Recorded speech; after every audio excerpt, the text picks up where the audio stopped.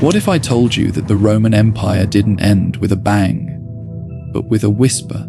That its last emperor wasn't slain on the battlefield or paraded in chains, but quietly removed and then forgotten. And the strangest part, the man who took his throne didn't even want it.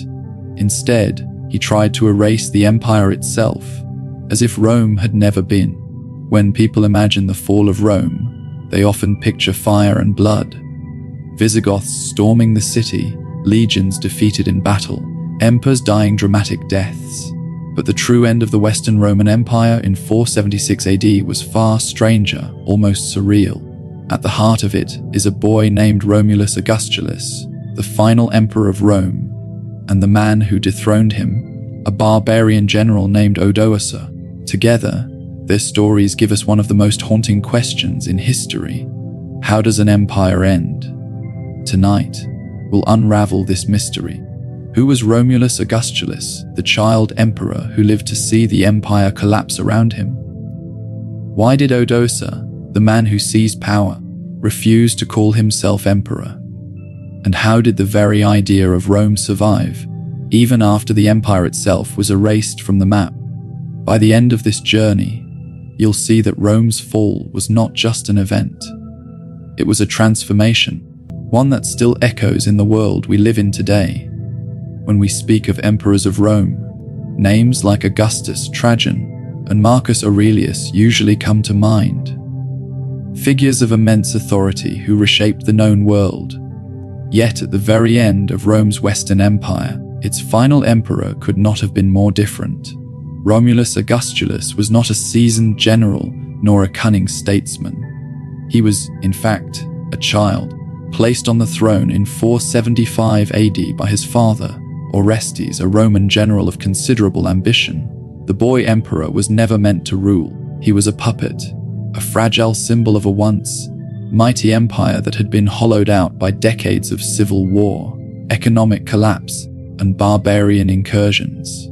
His name itself seemed like a cruel joke played by history. Romulus, after the mythical founder of Rome, and Augustulus, meaning Little Augustus, a diminutive echo of Rome's first and greatest emperor. Together, his name carried the weight of Rome's glorious beginnings and its decline into obscurity. The reality, however, was that Romulus had no real authority. His throne was fragile, and the lands he nominally ruled were shrinking by the year. The Western Roman Empire, once spanning from the Atlantic Ocean to the deserts of Mesopotamia, was reduced to Italy and a scattering of fragmented territories. By the time Romulus donned the purple robes, Rome's armies were filled with mercenaries loyal only to their generals, and the Senate had long lost any true influence. His coronation was not a moment of triumph, but a final gasp from an empire already on life support. And yet, in this young, powerless emperor, history finds an almost tragic poetry. A child wearing the crown of an empire, whose greatness had long since faded, tasked not with leading Rome into the future, but with witnessing its end. Into this world stepped Odoacer, a figure who would forever alter the course of history. Odoacer was a Germanic soldier, possibly of Syrian descent, who rose through the ranks of the Roman military during its twilight years, like many so-called barbarians. He was not a foreign invader in the traditional sense, but a man deeply embedded in Rome's own crumbling structure.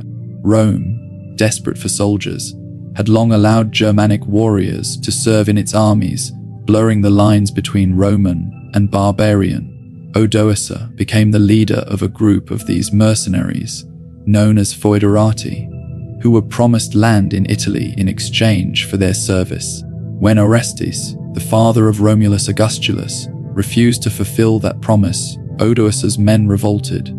The result was swift and decisive. In 476 AD, Odoacer defeated Orestes, captured Romulus, and brought the Western Roman Empire to its knees.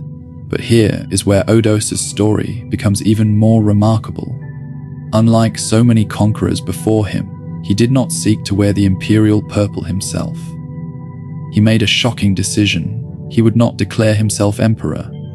Instead, he sent the Imperial Regalia, the crown, the diadem, the purple robes, eastward to Constantinople, to the Eastern Roman Emperor Zeno. This was more than a transfer of power. It was an act of symbolic annihilation. Odoacer was not interested in pretending the Western Empire still existed. By giving up its symbols of rule, he effectively erased the empire from history. Where Julius Caesar once marched, where Augustus once governed, where Constantine once ruled, the office of emperor was gone. Odoacer's reign would begin not as a continuation of Roman authority, but as a conscious rejection of it, a moment in which the very idea of Western Rome ceased to exist. Odoacer's refusal to claim the imperial title shocked his contemporaries, and it continues to puzzle historians today. For centuries, the emperorship had been the ultimate prize, the pinnacle of ambition for generals, usurpers, and kings alike. Yet Odoacer did not want it. Instead, he styled himself Rex Italiae, King of Italy, acknowledging, at least formally, the supremacy of the Eastern Emperor in Constantinople. To Odoacer, there was no point in continuing the charade of a Western Roman Empire. It had become a shell, a faded echo of its former self, incapable of sustaining its armies or projecting its influence. By rejecting the title of emperor, Odoacer did something more profound than conquest. He redefined political authority in the West. The emperorship was not seized and reshaped, as it had been countless times before. It was dissolved. For the first time in over 500 years, there was no emperor in Rome. This absence marked a turning point in history, for it symbolized the shift from the world of antiquity into what we call the Middle Ages. No longer would Western Europe be unified under a single Roman ruler. Instead, it would fragment into kingdoms led by warlords, bishops, and kings. The disappearance of the title also changed the way power was legitimized. Roman emperors had long tied their authority to divine favor, tradition, and the Senate's approval. Odoacer's kingship, by contrast, was more pragmatic, resting on military might and the fragile acceptance of both his Germanic followers and the remnants of the Roman aristocracy. In relinquishing the title, Odoacer erased more than a name. He erased the political framework that had defined Western civilization for centuries, leaving behind a vacuum that would be filled by new, unfamiliar powers. What became of Romulus Augustulus, the boy who witnessed the end of his empire? Unlike so many deposed emperors before him, Romulus was spared a violent death. There was no assassination, no exile to a distant, barren island, no public humiliation in chains. Odoacer, perhaps recognizing the child's innocence, allowed him to live.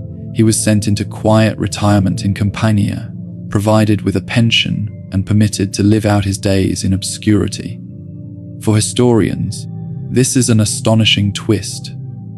Rome's history is littered with the blood of emperors who fell from power, yet the last emperor of the West faded into the shadows with surprising dignity. His story raises profound questions. What must it have been like for him to grow into adulthood, knowing he once wore the crown of Rome? Did he feel the weight of history pressing down upon him? Or did he find comfort in being free of a burden too heavy for any child to carry? Sources suggest that Romulus lived for decades after his deposition, a man whose title had vanished, but whose life endured. In him, we see a strange paradox. The empire was gone, yet its final emperor still breathed. His existence became almost symbolic of Rome itself, a fading presence, still remembered, still alive in name, but stripped of real power. Unlike the mighty emperors carved into marble and immortalized in history, Romulus Augustulus left behind no grand monuments, no sweeping reforms, no tales of conquest. His legacy was not one of action but of silence.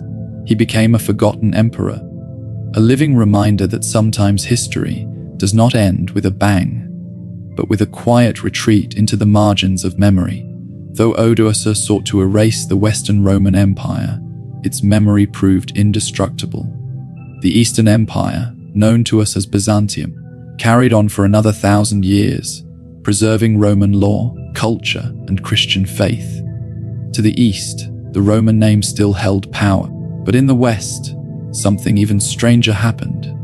The absence of Rome created a void, and that void was soon filled by ambition and imagination. Within a few centuries, kings and rulers across Europe would claim to be the heirs of Rome, even as the city itself lay in ruins. The Frankish king Charlemagne would be crowned Emperor of the Romans by the Pope in the year 800, reviving the imperial title in the West under a new name, the Holy Roman Empire. Centuries later, German, Austrian, and even Russian rulers would adopt the idea of Rome's legacy, calling themselves Kaisers and Tsars, all variations of Caesar. In trying to dissolve Rome, Odoacer had unintentionally made it eternal. For though the Western Roman Empire no longer existed in reality, its memory became a prize to be fought over for centuries. The empire lived on as an idea, a legend, a symbol of power and legitimacy. Even today, the fall of Rome continues to haunt the imagination. It is a story of collapse and survival, of endings that become beginnings, of erasure that becomes immortality. The story of Romulus Augustulus and Odoacer is not just the tale of an empire's end, it is a reminder that history does not always fall in fire and fury. Sometimes it ends quietly, with a child stepping down from a throne and a conqueror refusing to wear a crown. And yet, in that ending was a beginning. The transformation of Rome from an empire of stone and legions into a legend that still shapes our world today. If you enjoyed this journey into the twilight of Rome, don't forget to like this video, subscribe to Empire Remembered, and hit the notification bell so you never miss a story from the ancient world. And tell me in the comments below, do you think Rome ever truly fell, or did it simply change shape and live on?